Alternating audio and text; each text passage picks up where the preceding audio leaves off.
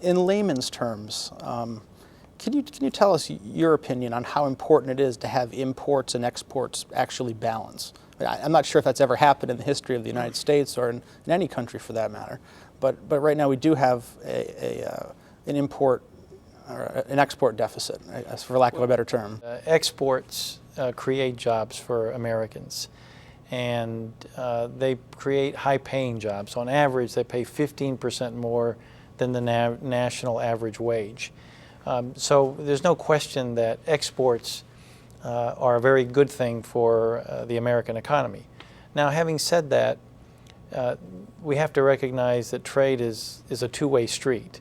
And so if we want to have markets that are open, then we have to be ready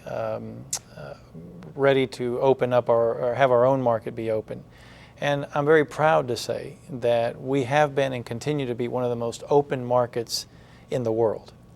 So while I can't tell you exactly what the right number should be, sure, I can tell you that I think trade is generally good. Exports are especially good for creating jobs and creating high-paying jobs. And American business needs to continue to look at the export sector as part of their business strategy. For a period of time, free trade agreements were at least it seemed to me like they were coming one after another, where they were, the administration was pushing them, they were being ratified by Congress, and on to the next one. In the past 4 years, there's been a definite slowdown in trade agreements. Do you see that changing at all?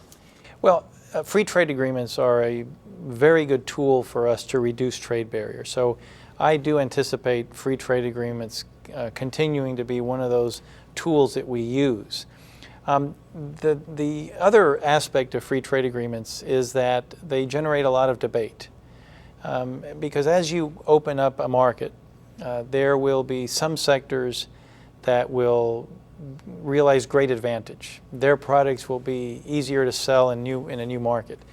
But other sectors may be hurt as products from another country come in and can compete more effectively for a whole host of reasons. So this is naturally an issue that engenders a lot of public debate, and we're seeing that with the three pending agreements, Korea, Colombia, and Panama. The President is on record as supporting the ratification of these three agreements. I believe on the whole, these free trade agreements will be good for the U.S. economy.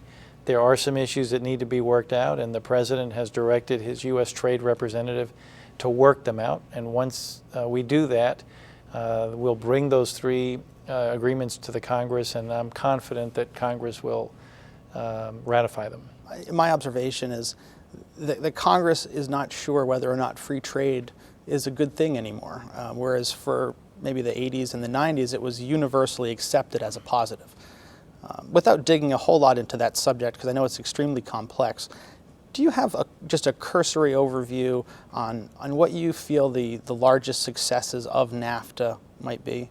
I think you'll find very few members of Congress saying trade in and of itself is bad. I think most people agree that trade it can be good as long as everybody's playing by the same rules. And so the concern you hear in Congress is that we don't always have a level playing field. And so part of my job, part of the job of my counterparts at USTR is to create that level playing field. So the International Trade Administration, in addition to export promotion, is charged with enforcing our trade laws.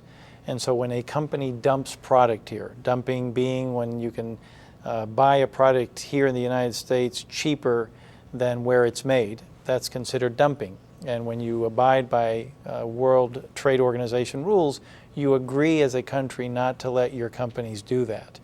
You also agree not to subsidize a company to favor them in the export world. And so we enforce those trade laws. And then as we look at trade barriers, perhaps countries set up trade laws that make it harder for us to export. And so it's our job, and I think Congress has a legitimate concern in making sure that there is a level playing field for trade. So so that's what I wanted to speak to. With regard to NAFTA, we've seen two-way trade increase by huge numbers. Now, there are some sectors that have been hurt, not just by NAFTA, but by the fact that as you open up trade, sectors some will benefit, some will be hurt by it. And so I think that is certainly the case with NAFTA.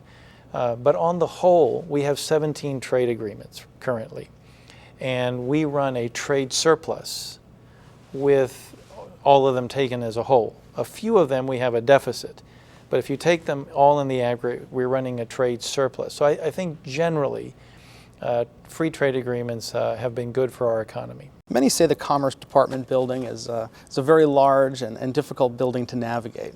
With all due respect, have you ever found yourself lost in those corridors?